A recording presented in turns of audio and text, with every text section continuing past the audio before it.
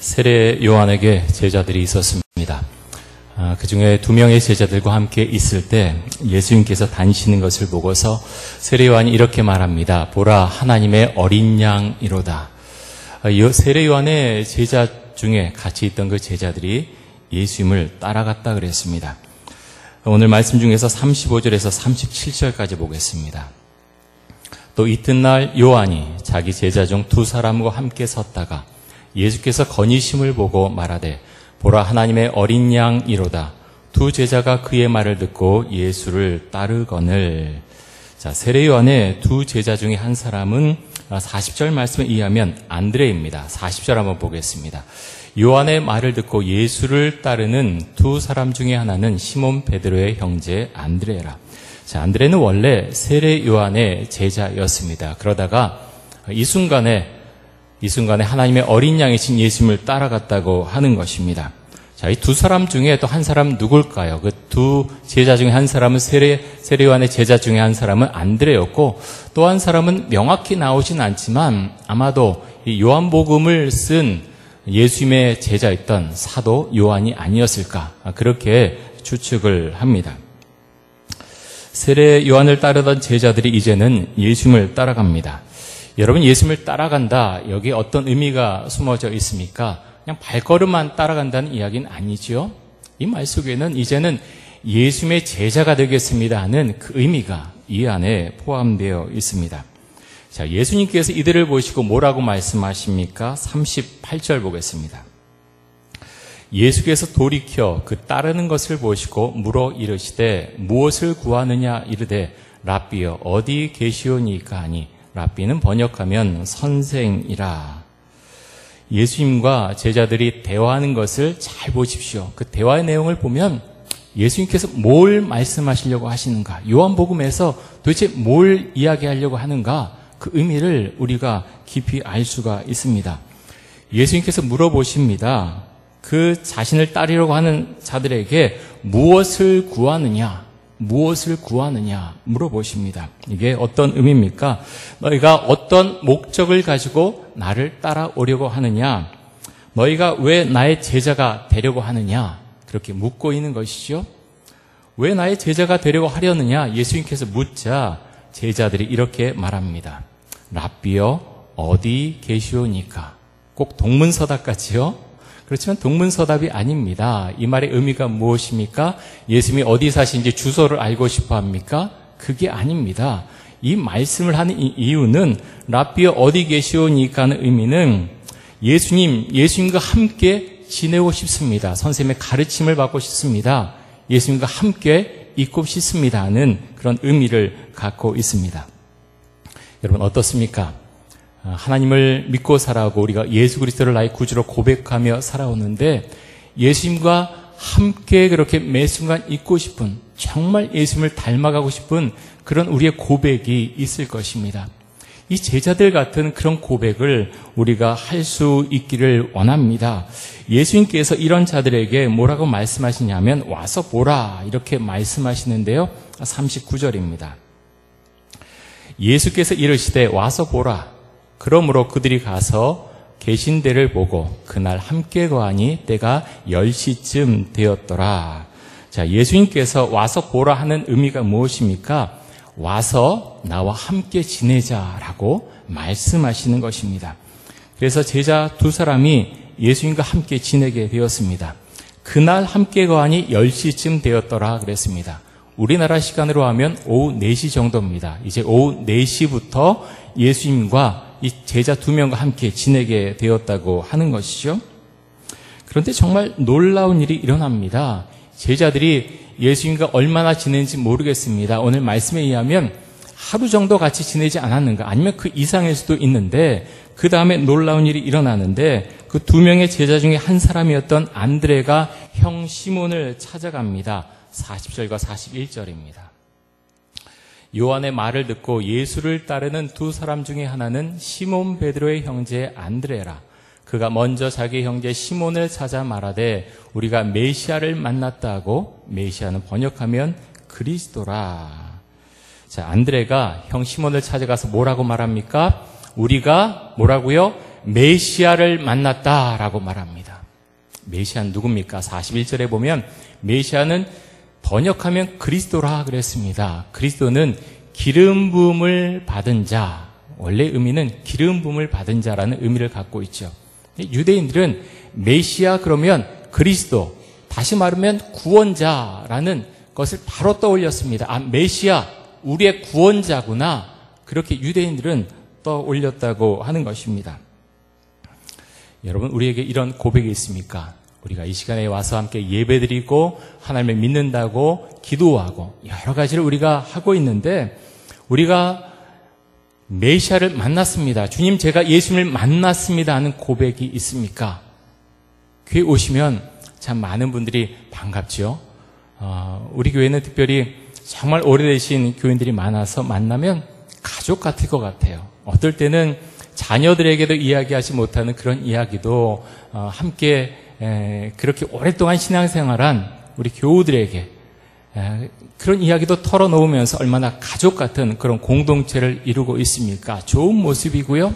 또 여러 가지 교회 오면 반갑지요. 함께 예배 마치면 또 함께 식사도 하고 교제도 하고 여러 가지 봉사도 하고 많은 것들을 합니다. 그런데 그런 모든 것이 있는데, 만약에 안드레의 고백처럼 우리가 예수님을 만났습니다. 다시 말하면 우리가 메시아를 만났습니다. 주님, 제가 예수님을 만났습니다. 만약에 그런 고백이 빠져 있다면 굉장히 이제 큰일 날 그런 일이죠. 다른 모든 것들이 다 있는데 그것만 없다. 그것만 없는 게 아니라 다 없는 겁니다. 아무것도 없는 것입니다. 가장 중요한 건 교회 와서 내가 주님을 만났습니다 하는 그 고백이 우리에게는 가장 중요하다고 하는 것입니다. 안드레는 형 시몬을 예수님께로 데려옵니다. 42절 보겠습니다. 우리 같이 한번 읽겠습니다. 시작. 데리고 예수께로 오니 예수께서 보시고 이르시되 내가 요한의 아들 시몬이니 장차 게바라 하리라 하시니라. 게바는 번역하면 베드로라. 아멘. 안드레가 예수를 만나고 이분이 메시아다 그렇게 고백되어진 순간에 어떤 것을 했습니까? 형에게 갑니다. 형 시몬에게 갑니다. 그리고 형에게 우리가 메시아를 만났습니다라고 말합니다. 그리고 형을 데려옵니다. 왜 그렇습니까? 그 메시아를 만난 사건이 너무나 중요하기 때문에 그렇습니다. 여러분, 우리에게 이런 고백이 있습니까? 내가 메시아를 만났습니다. 예수님을 만났습니다. 표면적으로 만난 것이 아니죠. 안드레가 본 메시아는 어떤 존재입니까? 그 메시아를 만남으로 이제는 나의 인생을 당신에게 걸겠습니다. 그런 고백이 이 안에 들어가 있습니다. 예수님으로 인해서 나의 가치관과 우선순위와 모든 것이 바뀌게 됩니다. 그런 고백을 주님 앞에 드리는 것입니다. 이것이 메시아를 만난 것입니다. 안드레처럼 우리는 메시아를 만난 다음에 우리의 형제, 우리의 가족들을 주님께로 인도하고 있습니까? 주 앞에 우리가 기도하면서 이것을 이룰 수 있도록 주 앞에 간절히 기도하며 나아가야 되겠습니다. 예수님께서 안드레 형 시몬을 보시고 이름을 지어주시죠. 원래 시몬이라고 하는 뜻은 들었다, 들으심이라고 하는 의미가 있습니다. 원래는 듣다라는 동사가 샤마라고 하는 이 동사인데, 그래서 좀 더 넓게 생각하면 하나님께서 들으셨다 이렇게 이름을 해석할 수도 있습니다. 좋은 이름이죠. 근데 예수님께서 이 시몬을 보시고 뭐라고 이제 이름을 지어주시냐면 아람어로는 게바라고 하는 이름을 지어주십니다. 원래는 케파라고 하는 단어인데요. 우리말로 음역할 때 게바라고 했지요. 아람어로는 게바라고 하고, 이 아람어는 히브리의 사촌 같은 그런 언어다라고 생각하시면 되겠고요. 그 다음에 그것을 번역하면 뭐라고 했습니까? 게바는 번역하면 베드로라. 이 베드로는 원래 헬라어로 페트로스라고 하는 단어인데요. 이 페트로스를 우리 말로 번역할 때 베드로 이렇게 음역을 한 것이죠. 여러분, 게바, 베드로 어떤 의미를 갖고 있습니까? 다 알고 계시죠? 굉장히 유명한 의미인데 반석이라고 하는 의미를 갖고 있습니다. 예수님께서는 베드로의 현재 모습을 보신 것이 아니죠. 베드로의 마음의 중심을 보셨습니다. 베드로가 무엇을 알겠습니까? 율법을 깊이 연구했겠습니까? 무엇을 했겠습니까? 아무것도 없지만 베드로 보시고 너는 게바다, 너는 베드로다 말씀하신 겁니다. 시몬의 이름을 그렇게 지어주신 것이죠. 그런데 늘 그렇게 부르신 것은 아닙니다. 베드로의 마음이 흔들릴 때, 믿음이 흔들릴 때 베드로를 그렇게 또 부르지 않으십니다. 요한복음 21장에 보면 예수님께서 부활하신 다음에 베드로를 만나는 장면이 나오는데요. 그 장면에서 뭐라고 질문을 하십니까? 내가 나를 사랑하느냐? 3번 연거푸 물으십니다. 내가 나를 사랑하느냐? 근데 뭐라고 부르십니까? 베드로야 라고 부르십니까? 아닙니다. 베드로라고 부르지 않으십니다. 요한의 아들 시몬아, 요한의 아들 시몬아, 내가 나를 사랑하느냐? 마치 처음으로 돌아간 것 같습니다. 제자로 부르시기 전에 그렇게 부르신 것처럼 요한의 아들 시몬아, 내가 나를 사랑하느냐? 그렇게 묻습니다. 베드로는 하지만 자신의 이름 그대로 반석 같은 인생을 살아가게 됩니다. 예수님께서 지어주신 그 이름대로 나중에 정말 반석 같은 그런 인생의 마무리를 하게 됩니다. 오늘 말씀 보면서 여러분에게 그런 질문을 드리고 싶었습니다. 여러분은 무엇을 얻고 싶어서 이 자리에 나오셨습니까? 여러분은 무엇을 원해서 예수를 따라가고 계십니까? 무엇을 얻기 위해서 예수를 따라가고자 하십니까? 제 신학교 동기 목사님이 설교를 하는데 그런 이야기를 하셨어요. 제 동기 목사님은 미국에서 공부하고 미국에서 박사학위를 받은 그런 목사님이신데, 근데 공부를 하는데 공부만 하기보다는 목회하고 싶다, 그런 마음이 너무나 많아서 공부하는 중에 개척을 하게 되었습니다. 그 시기가 아마 조금 후반기로 생각이 되는데, 그래서 개척하면서 함께 개척하기로 한 교인들에게 그런 이야기를 했대요. 여러분, 제가 한 2년 정도 개척해서 담임 목사로 섬기고 그 후에는 제 후배 목사님에게 그 담임 목사님 자리를 그렇게 드리려고 합니다. 그것에 동의하시면 제가 개척을 하고 어떻게 할까요? 그랬더니 교인들이 이제 함께 하기로 한 그 교인들이 좋습니다 라고 해서 교회를 개척을 했습니다. 참 열심히 그렇게 목회를 했는데 얼마 지나지 않아서 몸에 큰 병이 들었습니다. 한 번도 그렇게 아파 본 적이 없는데 하필 교회를 개척하고 나서 몸이 너무 나빠서 정말 목회를 하고 싶었지만 할 수 없게 되었습니다. 그럴 때 이 목사님은 그런 생각을 했다는 거예요. 하나님께서 내가 이렇게 2년 정도 목회하고 후배 목사님에게 그렇게 그 자리를 드리려고 했는데 그 시간을 좀 더 앞당긴 것 뿐이다, 그렇게 생각을 했다는 거예요. 그런데 교인들의 생각은 달랐다는 거죠. 아니, 목사님이 감당하지도 못하면서 왜 교회를 개척했나? 왜 목회를 잘 하지도 못할 것이면서 왜 이렇게 교회를 개척했나? 그런 어떻게 보면 비난하는 그런 이야기가 이 목사님의 귀에 들려왔습니다. 이 목사님은 정말 설교를 하고 싶었고 어느 정도까지 했냐면 정말 가슴에 뭔가 큰 구멍이 뻥 뚫린 것처럼 마치 힘들고 너무 괴로웠다, 이렇게 회상을 합니다. 그러면서 주 앞에 나와서 기도하는데 주님께서 이 목사님에게 그렇게 물으시는 거예요. 이 목사, 내가 사역을 관두게 되었는데 너는 내가 그렇게 사역을 하지 못해도 정말 나 하나로 인해서 만족할 수 있겠느냐? 사역하지 못하지만 나 하나로, 예수님만으로 내가 만족할 수 있겠느냐? 그렇게 물어보셨답니다. 그때 이 목사님은, 제 동기 목사님은 아무 대답도 하지 못했답니다. 생각으로는 예 주님, 제가 그렇게 할 수 있습니다 라고 대답하고 싶었지만 사실 마음속에서는 주님, 제가 목회하고 싶어요, 설교하고 싶어요, 그게 너무나 강했기 때문에 도저히 대답하지 못하고 기도하던 중에 대성통곡하고 울었다, 이렇게 말씀하고 있습니다. 그러면서 나중에 정말 그 질문에 대한 대답을 하게 된 건 2년 후에 어떤 영성훈련하는 어떤 분을 만나서 영성훈련도 받고 그런 모든 것이 분명해진 후에 주님, 제가 예수님만으로 만족할 수 있습니다. 그때서야 그 고백을 드렸다고 하는 것입니다. 여러분, 저도 개인적으로 비슷한 경험이 있습니다. 똑같은 그런 상황, 똑같은 그런 경험은 아니지만 주님께서도 저에게 그런 질문을 저에게 주십니다. 여러분은 어떠십니까? 여러분이 정말 중요하게 생각하는 어떤 사회에서의 어떤 일, 직분, 교회에서 어떤 직분, 어떤 일들, 내가 정말 소중히 여기는 것, 그것을 내가 하지 못하게 됐을 때 그래도 주님, 제가 주님을 믿는 것 정말 감사하고 주님 한 분만으로 만족하겠습니다. 이런 고백 하실 수 있으십니까? 이런 고백은요, 쉽게 할 수 있는 고백은 정말 아닙니다.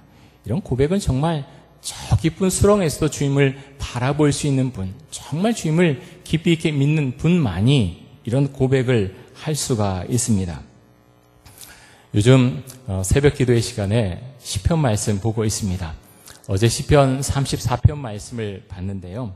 이 시편 34편 말씀은 다윗이 블레셋 족속의 가드왕 아기스 앞에서 미친 채 하다가 쫓겨나서 지은 시편 말씀이 시편 34편 말씀입니다. 다윗은 자신을 죽이려고 하는 사울왕을 피해서 계속해서 도망 다녔습니다. 그런데 얼마나 급박했으면 블레셋 땅으로 가서 숨을 생각을 했겠습니까? 이 블레셋의 이제 가드라고 하는 것은 블레셋의 5 도시 중에 한 도시인데요. 가드가 어떤 곳입니까? 어떤 게 떠오르시죠, 여러분? 이 가드는 블레셋 5 도시가 3 도시는 해변가에 있고요. 내륙 지역에 2 군데가 있는데 이제 에글론과 가드가 이제 내륙 지역에 있습니다. 그런데 이 가드라고 하는 지역, 이 가드에서 어떤 유명한 사람이 있습니다. 누굽니까? 골리앗. 골리앗이 가드 출신입니다. 다윗이 가드 출신의 골리앗과 싸워서 이기지 않습니까? 그리고 그 이후에도 블레셋과 싸워서 블레셋 사람들을 많이 죽였습니다. 그러니 얼마나 블레셋 사람들, 특별히 가드 사람들이 다윗을 미워했겠습니까? 그런데 정말 급박한 순간이 드니까 그렇게 가지 않아야 될 곳, 이 가드로 지금 다윗이 가게 되었다고 하는 것입니다. 지혜로운 판단이 결코 아니었죠. 하지만 이렇게 급박한 순간이 들었을 때 가드왕 아기스에게 가서 도움을 청하게 됩니다. 그런데 아기스의 부하들이 뭐라고 이야기합니까? 이 사람이 누굽니까? 이스라엘 왕 다윗입니다. 그를 어떻게 하실 겁니까? 여러 가지 이야기를 하는데 다윗이 목숨의 위협을 느낍니다. 이러다 죽겠구나. 그런데 다윗이 어떤 행동을 취합니까? 갑자기 미친 사람처럼 행동합니다. 대문을 극적거리고 침을 막 흘립니다. 수염에 침이 흘러내립니다. 미친 사람처럼 행동할 때 아기스가 그렇게 말하죠. 누가 이 미친 사람을 내게로 데려왔느냐? 그렇게 말합니다. 다윗은 그 자리에서 쫓겨나옵니다. 목숨을 잃을 뻔한 상황에서 나옵니다. 하지만 여러분 생각해 보십시오. 이스라엘의 왕이 될 사람의 체면이 완전히 구겨졌습니다. 위신이 땅에 떨어지게 됐습니다. 자신들의 부하들 앞에서 미친 채 했습니다. 많은 사람들이 다윗을 보고 조롱했을 것입니다. 그런데 이런 상황 가운데서 이런 상황이 끝난 다음에 다윗은 하나님을 찬양합니다. 시편 34편 1절과 2절을 봅니다. 우리 같이 한번 읽겠습니다. 시편 34편 1절 2절 함께 읽습니다. 시작.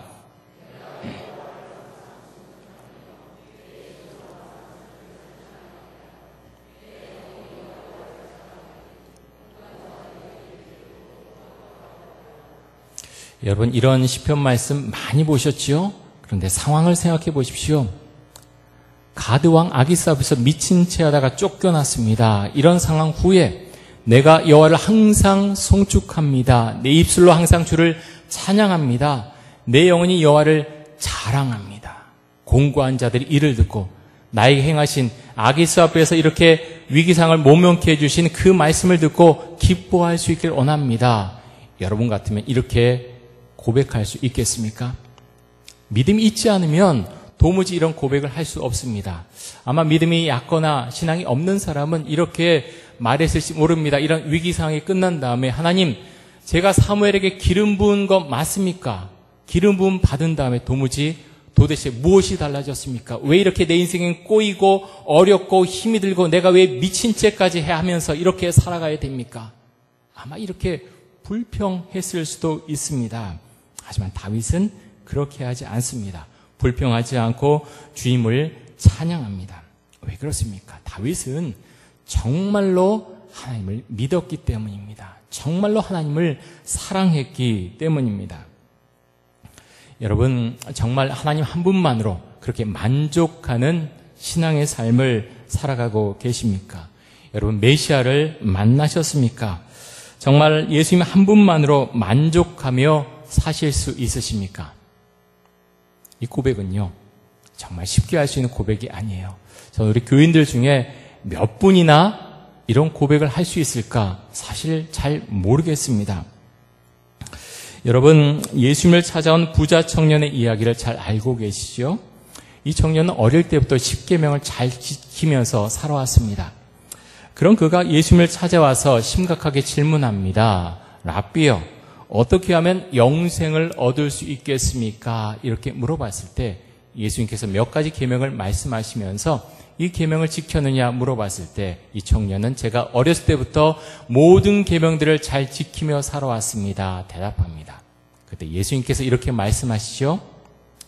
그렇다면 내가 가진 재물을 모두 팔아서 가난한 자에게 모두 나눠주고 너는 나를 따라오너라.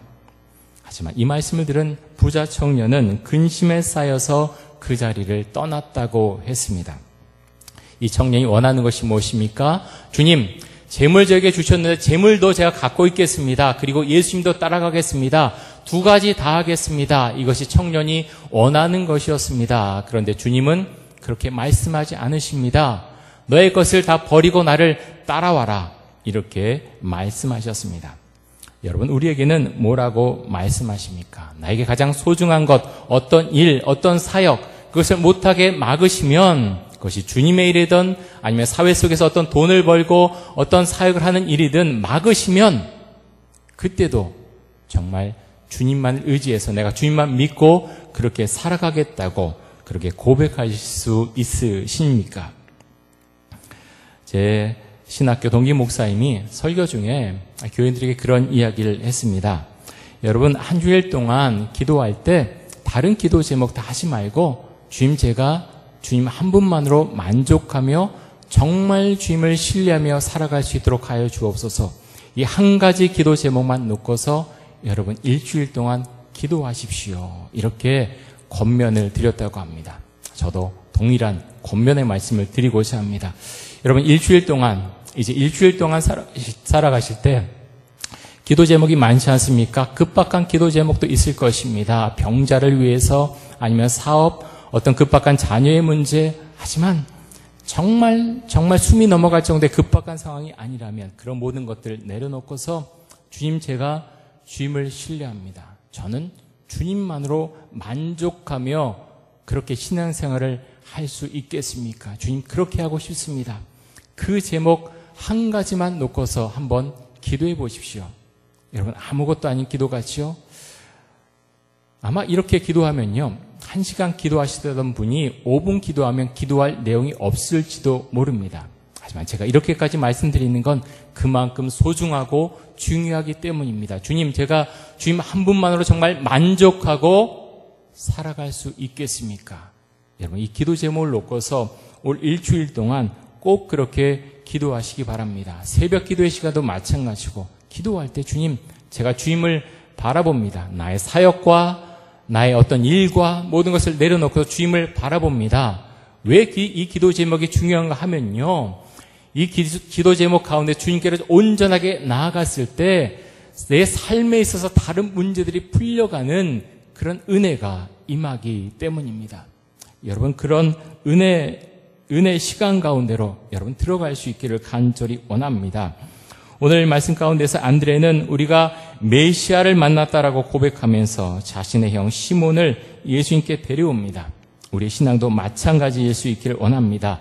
11월 5일에 새가족 초청잔치를 합니다. 교회에서 하는 행사 참 중요합니다.